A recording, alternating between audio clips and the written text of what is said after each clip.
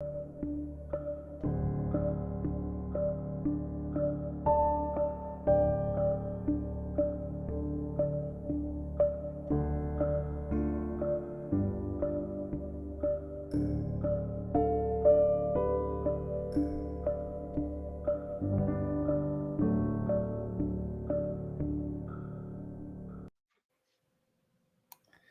everyone.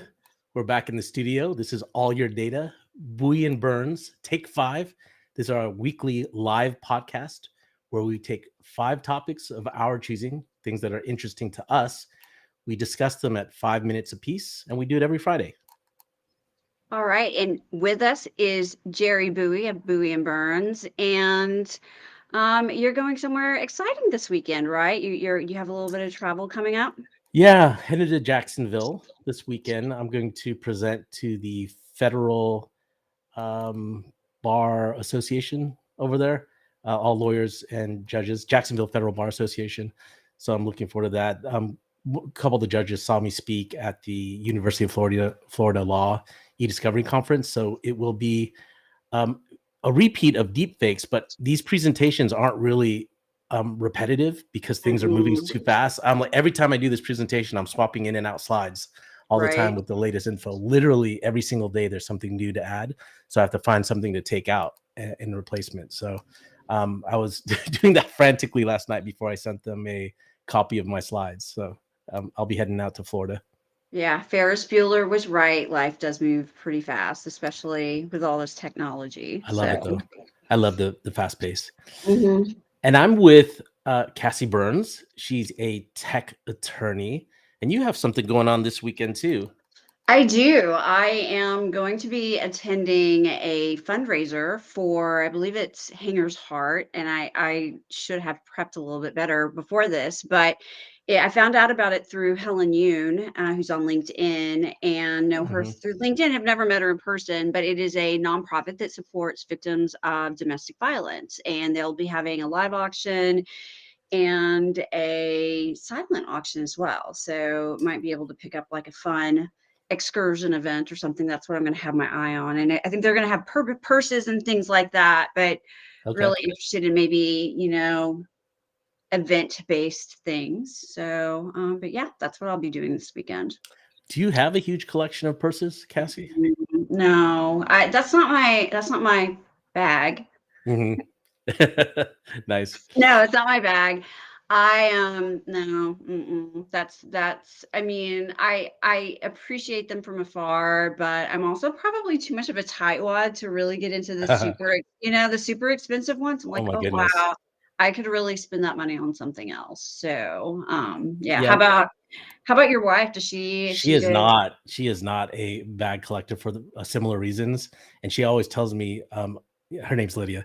She's always telling me, Jerry, you know that I am super low maintenance. I'm not out there buying $5,000 bags like every other woman. And I'm like, well, not every other woman does, but yeah, there's certainly those when we get to spend a little bit more time together that we've met, that's something that I'll be able to, commiserate with her on. Cause I'm the same way. I'm just like, money could be spent doing something else. Exactly. Yeah. The opportunity cost is just too real for her. She's like, I'm not going to spend that kind of money because I could use it on my kids. Right. So, absolutely. But yeah, that'll be exciting when we get together soon for the Fort Worth Symphony. I'm looking forward to that. Yeah. So we are going to be going to see Pink Martini together. I was able to use some of my tickets that had conflicting events for. My husband Damon and I have Fort Worth Symphony Orchestra tickets. It's a beautiful bass hall, and I was going to miss like 3 of the last 4 performances, so I just swapped them in and got 8 seats for Pink Martini. And Jerry and Lydia is going to come. A couple of my close girlfriends were going to go, and then I invited a friend of mine from Instagram who is a very well-known like fragrance influencer. So I'll get to meet her in person for the first time. So I'm excited about it. That'll be fun. Mm-hmm. Should we dive into our topics today? Absolutely. Let's get going. The first mutual one that we wanted to do, and I think it's time sensitive, is a Legal Week recap. I think we've seen a ton of Legal Week recaps already. Is there anything that you've seen from those recaps that resonate with you? Is there anything that we can maybe talk about that's new for the audience in terms of recap?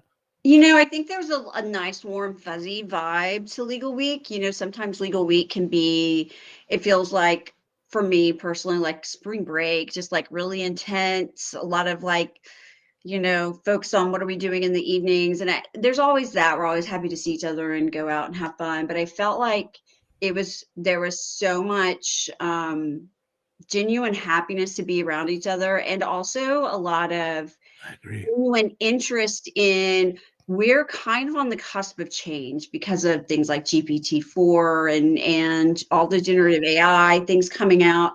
And I think, we're a little cynical towards certain, maybe services or platforms being repackaged and remarketed. And it's kind of the same underlying technology. And I think that there are a lot of us who can be cynics like, oh, it's just like this other tool or whatever. But I feel like there's a lot more open-mindedness of, there may be a whole new wave of how we're going to handle e-discovery, and very, very open-minded and interested in hearing about it. So Yeah. excited. And maybe LeVar Burton like set the stage well, when he gave his keynote and he talked about, there are those disruptive technologies. As crazy as it sounds, TV was disruptive at its time, and we may be on the cusp of it. So being open-minded, I think, about how we may change up, or at least be open up to, what, there may be better ways to do some things, going ahead with these new technologies out there. But what about you, Jerry? What was your It big it take? really does. I mean, it was very exciting. I really, like you said, I was really impressed by the everyone's genuine mood about being back together.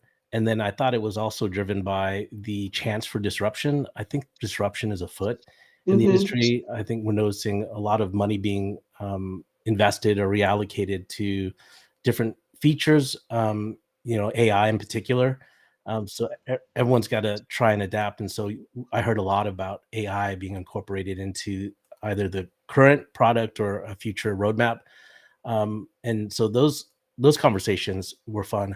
But with a lot of things going on in big tech and AI, I think that also kind of filtered down to us, because if Google can be threatened with OpenAI and some of the Chat GPT stuff, then it can happen to anyone. So I think incumbents are very much aware that there could be new kids on the block, reinventing things. And Right. people have always talked about a complete overhaul of how we do e-discovery. Hmm. So, Hmm. that I always get that sensation too. And it probably explains why there was a new marketing approach, that we saw at Legal Week, right? To capitalize on that sense of disruption and doing Right. things a different Right. way. I think Mhm. some companies really explored some new marketing approaches. Right, a little bit maybe more guerrilla Yeah, marketing, as opposed to a more polished marketing style, right? both ends of the spectrum. I Mhm. felt like there was the guerrilla approach, and I thought there was the high polish, approach too. So I think on the guerrilla side, we all know that there was the e-discovery sucks campaign that Right. we were bombarded with, and then also same thing with Lady Justice, right? And Mhm. respectively, those two companies were logical, I think, behind the e-discovery sucks campaign, and then Mhm. Disco behind the Lady J campaign, right, on Right, both ends of the right. spectrum.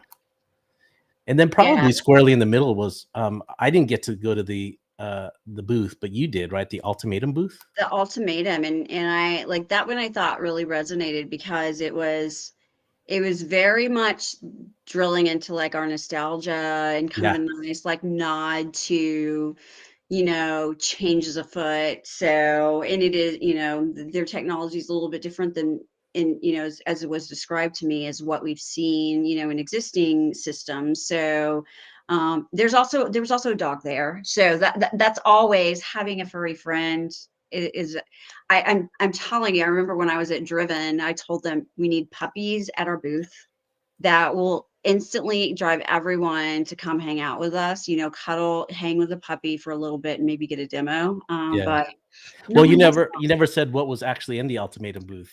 What was nostalgic about Oh, it? that's right. It was a Back to the Future car. It was a DeLorean that was tricked out to look just like Back to the Future version of the DeLorean. So, Yeah, super cool. And there was a hoverboard next to it too. I saw mhm. Maribel with her pictures on the hoverboard. Yeah, next to someone the asked me if I got it, and I'm like, no, I'm so, accident prone. I wasn't getting okay, on the anywhere hoverboard. near it. So, but But yeah. but they were letting people take pictures inside too, right? Next to the Yeah, I think flux so. capacitor and everything. Yeah, it was a lot of fun. How So, fun.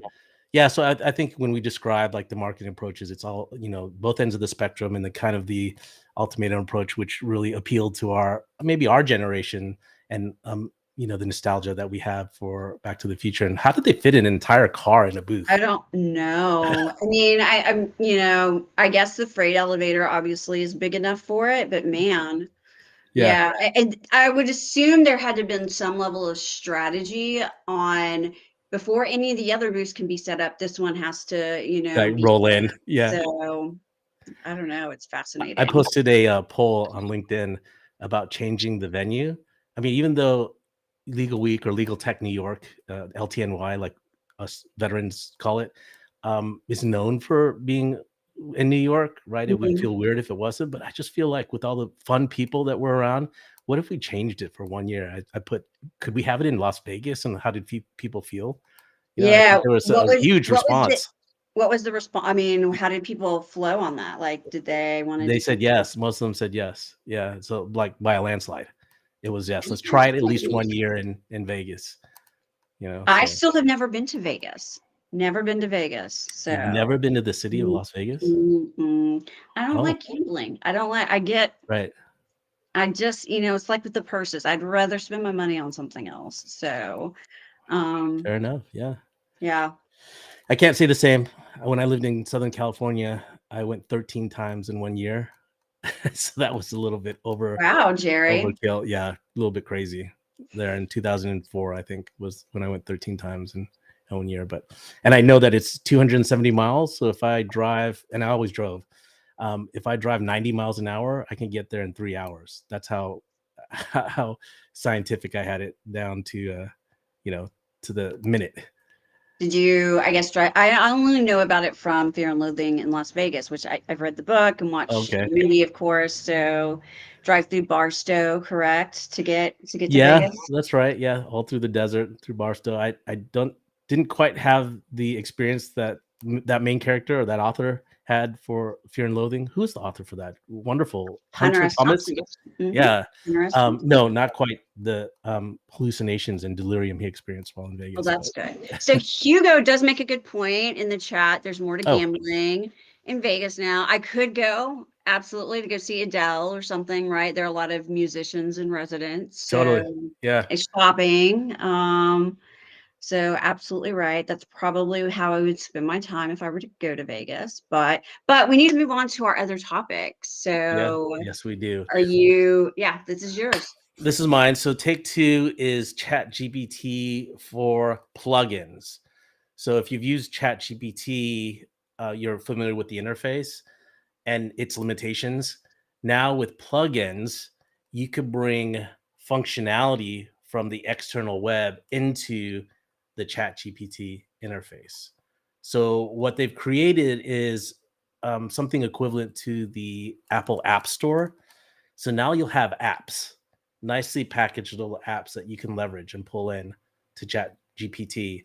And then the websites that you go to in reverse will also have ChatGPT plugins. So it goes both ways. So it's the third-party apps that pull into the ChatGPT interface, and then it's the ChatGPT functionality that you could put into websites. Right. So Expedia, for example, has a plugin to their website, and there's also the app that you can pull into ChatGPT in reverse. So it's kind of like a two-way street. They did have an API that you could leverage and program against, but now it's nicely packaged in these apps in this app store known as plugins. That's their nomenclature for it. But for example, um, you can have the Open Table app inside ChatGPT and Mm, ask for a reservation, right? Just right in there, and it'll tell you what's open, and then you could look at the menu, and then from the menu, then you can go pull in by leveraging the Wolfram Alpha plugin, compute the calories if the menu doesn't have it, wow. right? Compute the calories for all of the items on the menu, and then you can pull in a recipe for any of those items if you prefer to eat in instead. So now all the current web functionality can be pulled in up to date. It's not limited to 2021 anymore. So Right. that's what these apps facilitate. But that's, just one way of doing it. It's kind of like the browser plugin. You could also have coding plugins. So you could leverage Python now underneath the hood within ChatGPT. And so while it could evaluate and write code for you, now can execute code for you. So anything that's packaged into a Python function, you can actually leverage. You can ask it to, you can upload a photo and have it resize it automatically. You can upload a video and have it just give you the first 5 seconds. So all this multimedia editing functionality, all of a sudden you're turning ChatGPT into like an Adobe Premiere or an Adobe Photoshop, just using the Python code underneath the hood in that app, right? And it's just endless now. The app marketplace is going to be huge with ChatGPT-4. So it's just think about the power and the intelligence of ChatGPT-4 with all of this additional functionality that you're used to in the much broader World Wide Web, right? And that's how they are conquering being the singular first portal to visit when you flip or when you turn on your device, whatever that device is. That's where you go first. I mean, I think it presents a lot of interesting issues from a legal perspective, something that, there's a lot of chatter, as we said earlier on, about the potential of AI tools or more robust AI tools in the legal space. But you still have to, similar to virtual assistants, you have to consider the potential privilege waiver that can occur. If you're feeding information into ChatGPT that is privileged communication or work product, there's potential that there could be privilege waiver. So I think like that's something to think about. I think also proprietary business information. I mean, from someone who wants to explore and be as productive as possible, this is amazing. From like a CISO perspective of like trying to tap that in and make sure no one working in any area in your business is doing anything proprietary, is just thinking, I'm going to make my life easier. Let me use this. That could be some real like information creep, that goes out there. So think about what Italy did to ChatGPT. Right, Italy. Yeah, that was the other point I was going to make. Italy's come out and said it's in violation of privacy law. So. And then, of course, we have like the letter that was signed by all these leaders out there, Elon Musk and others, who saying like we need to put the kibosh on it for a while, pause it, talk about it. So, I think the challenge is if we do put a stop on it, doesn't mean bad actors are going to stop using it. So how are bad actors going to potentially use this technology to further their own, cyber crimes or fraudulent activity? So because they haven't been vetted or sought any certification around how they treat personal data, right? It's the data privacy angle, but like you said, it's legal, it's data privacy, it's security, all those things, all those implications need to be evaluated, and just things are moving so fast there hasn't been time for it, and that's why there's a desire to pause or ban it altogether, like they have in Italy, or ban it temporarily. Like they have in Italy, but with this ChatGPT-4 plugin functionality, now you're uploading a lot more of your personal data. Maybe you didn't do it before, but now you really are. There might have been the opportunity for you to type in something, but if you're uploading now you're just photos, documents, it's becoming it's going to become a massive central repository, another massive central repository containing a bunch of user data. Yeah, and John brings up, I saw that, John, that South Park has an episode about ChatGPT that was written, that is listed as a co-author to that episode. I haven't watched it yet, but I haven't I'll either. have to go check it out. So it's so amazing how fast South Park comes up with their episodes with current topics. It's it's really evolved. My husband and I are big South Park fans. We don't watch it that much anymore, but back when we were really poor in the early days, we didn't even have cable TV before streaming wars was even a thing, and we would just watch season 1 through season 12 on DVD of South Park over and over and over and over. Oh, no way. So yeah, they're it's definitely like some of the episodes are hardwired into our brain and our own personal lexicon, but have to go check that out this weekend. So thanks for me the too. fact. Should we move on? I'm going to interrupt only because we're trying to stick to the format. Take three. This is yours, Cassie. Take three. We're gonna make it really fast. This is a book that I read. It's called, oh my gosh, I'm gonna have to pull it up. But it's a book about a woman who started a cryptocurrency. The book is called The Missing Crypto Queen, and it's about a woman named Dr. Ruja Ignatova. And she started up within the confines of an MLM structure. Was selling coins that was supposed to be a competitor to Bitcoin, and made billions of dollars off of it, because you have the combination of cryptocurrency with MLM, MLM. like rollout, Right. billions of dollars. There was not a blockchain to be had. It was all made up, all made No up, way. all made up. Okay. Blows my mind. And it, especially like this is something that's supposed to be, blockchains are supposed to be, so transparent, but it was a Right. private blockchain.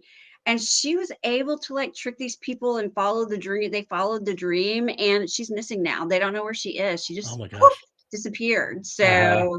So we'll keep this short because I know we're running, other topics, but again, it's The Missing Crypto Queen. I read it in a hot minute. It was like, so if you like white collar crime, American Greed type shows, this Yeah. you should check the book out. It's pretty crazy, that the audacity of some people. But so It let's move just on to our oh, go ahead. No, I was just gonna say it just sounds like a Bernie Madoff Ponzi scheme that It used the language of cryptocurrency to get people to in the language of MLM, like all just like that uh combination is just like crazy. But I had not heard of it, but I know other people had, but it's unbelievable. But go on crazy. to your take four, Jerry. Take four, and you may have seen my post this week. It's finally I can finally talk about it.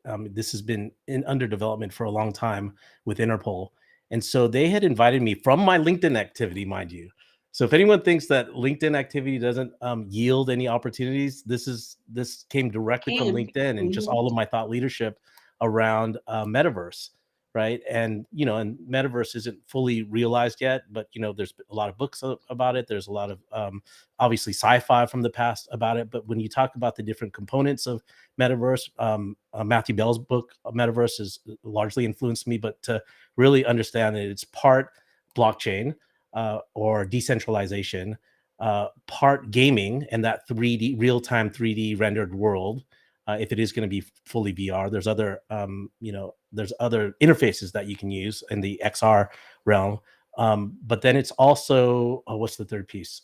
Blockchain, gaming, and gosh, I'm missing the third Mhm.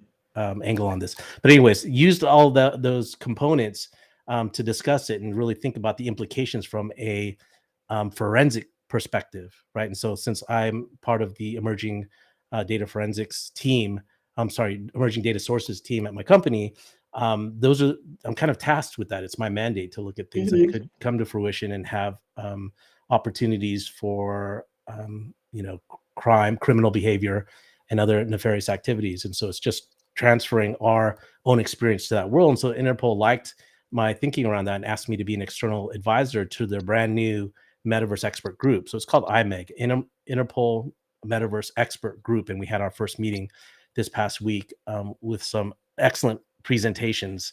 And so we're getting kind of the cutting edge thinking around criminal activity within a platform like the metaverse, or platforms that make up the metaverse.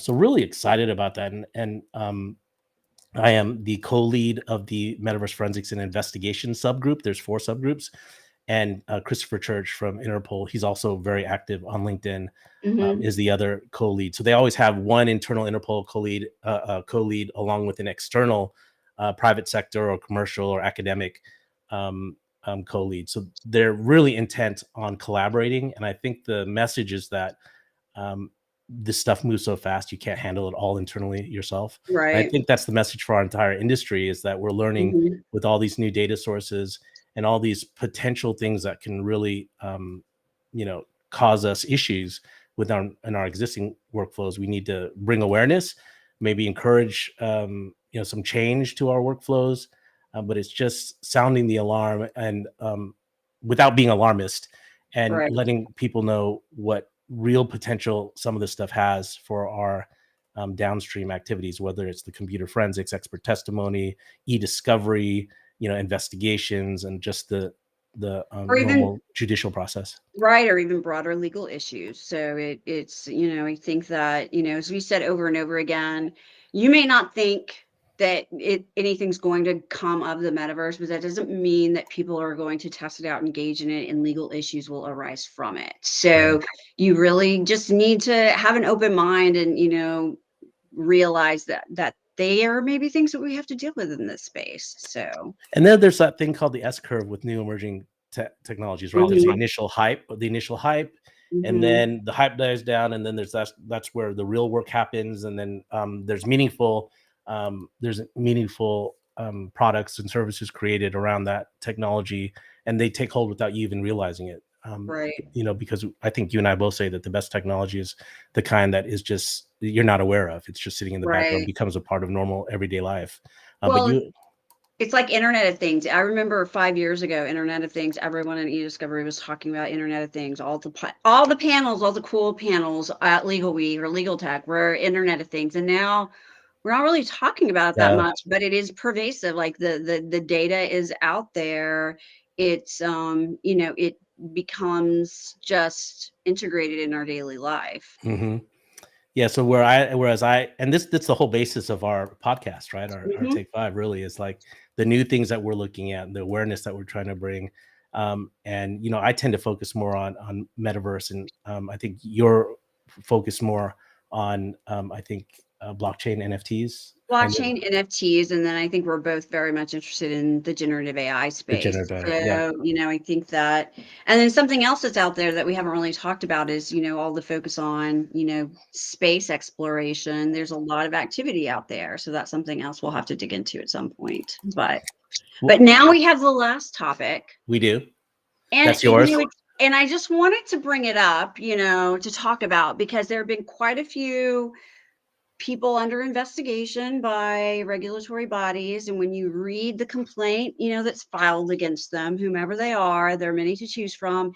Signal has popped up more than once as being a point of reference in the facts as part of the allegations. And I Mhm. think you know, it's worth reminding people again, like ephemeral maybe means different things. And we saw, in the Murdaugh trial where the son's Snapchat video was very key in kind of helping the jury make their decision. So, I think that it's just worth stating again or bringing up that ephemeral may or may not be really ephemeral. People can still take screenshots. We don't know how they were getting the signal messages. It could have just been screenshots. We don't know. But I would love your thoughts on that from, just Yeah. generally from a digital forensics expert.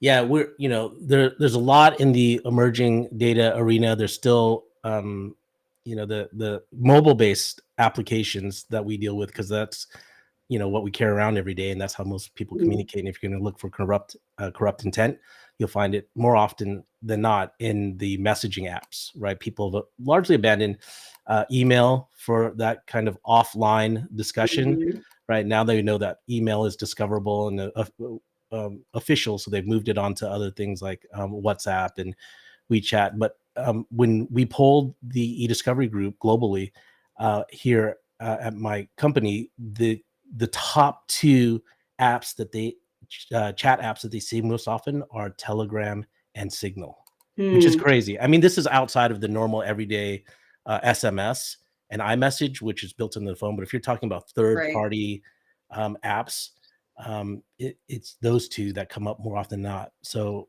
you hit it right on the head. I mean, people are trying to resort to these more ephemeral, encrypted communications to keep things private or to hide illicit activity, right? Right. But it doesn't mean that it won't get discovered. Right, So, right. I think that's a misconception, is that you're mhm. not going to be able to retrieve it. And there's different ways to go about it, and there's always at least two people in a chat dialogue, if not more. Right, right. I So, mean, just because it's gone on your end doesn't mean it's gone on someone else's end. So, right, we don't want to give away all the forensic secrets here, but there are ways to um, recover that information. Well, you would know since you're the expert, Jerry. So don't worry, I won't ask you for any more secrets. But we're at the end of our 30 minutes. We made it. We haven't been live in a few weeks, so we appreciate everyone who joined in. Jaime, hey, how you doing? Nothing is hidden these days. That's a very valid thought right there. There are a lot of things watching us and keeping track of us. But again, we're at the end of the half hour. Thank you all. Those of you who are able to join us live, those of you who may be joining later via podcast, thank you so much for joining us. Keep learning about all the stuff out there. Keep laughing about what you're finding, because you have to keep a good frame of reference to things, and always keep thinking about your data. That's right. All your data, AYD. And just one last comment, because now it finally came to me just at the end. The components that we're looking at are are Yes. gaming, blockchain, and cyber, and the Yeah. endpoint headsets, or whatever those interfaces end up being. But all of that will encompass the framework that we build for the INTERPOL Metaverse expert group, and then we'll be eliciting feedback from the community as well. So stay tuned on that front. Well, thank you, Jerry, for being a leader and sharing with us. Thank you too. All Thanks for right. this Bye, conversation. everybody. See you next week. Thanks. Bye. Bye.